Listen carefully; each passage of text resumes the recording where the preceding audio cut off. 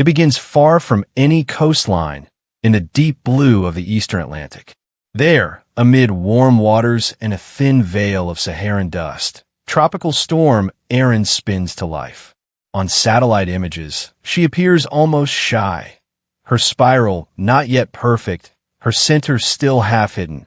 But there's energy stirring within, the kind that can grow quickly in these late summer waters.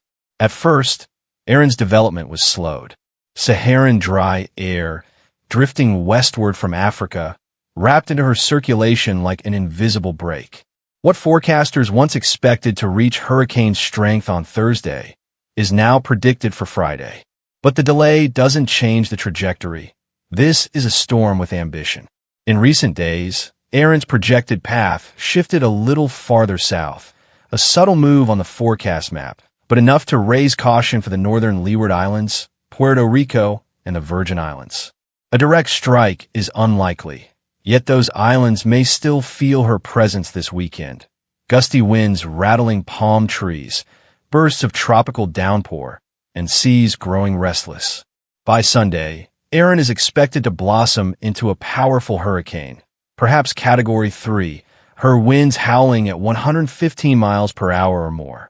And then, like many great storms before her, she will likely bend her path northward, steered by the vast high-pressure systems and atmospheric rivers that act as the unseen traffic controllers of the Atlantic. This turn would keep her away from the Bahamas and the U.S. coastline, but not without sending her calling card: long-period swells and rip currents that could challenge swimmers and surfers from the Carolinas to Maine. For longtime coastal residents, Erin's unfolding feels familiar.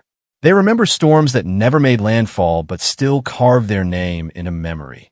Like Hurricane Bill in 2009, which stayed hundreds of miles offshore, yet delivered waves so massive they closed beaches and claimed lives along the northeast coast.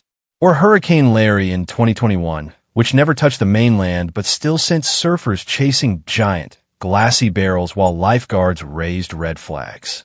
Even a distant storm, they know, can command respect. And Erin is not alone out there. Across the tropics, August is a conductor's baton waving over an orchestra of storms.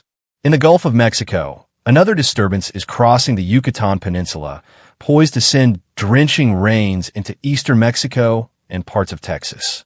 Off Africa's coast, fresh tropical waves are already marching westward, each one a seed that could grow into the next named system. It's a rhythm as old as the ocean itself. The Atlantic hurricane season peaks in early September, when sea surface temperatures are warmest and the winds aloft are most forgiving. Historically, this is when giants are born. Storms like 1999's Hurricane Floyd, which swelled to nearly the size of Texas, or 2017's Hurricane Irma, which held Category 5 strength for 3.5 days, the longest on record.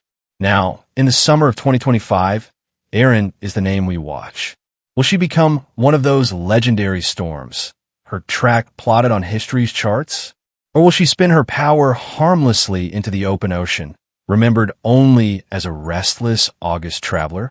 For now, her story is still being written.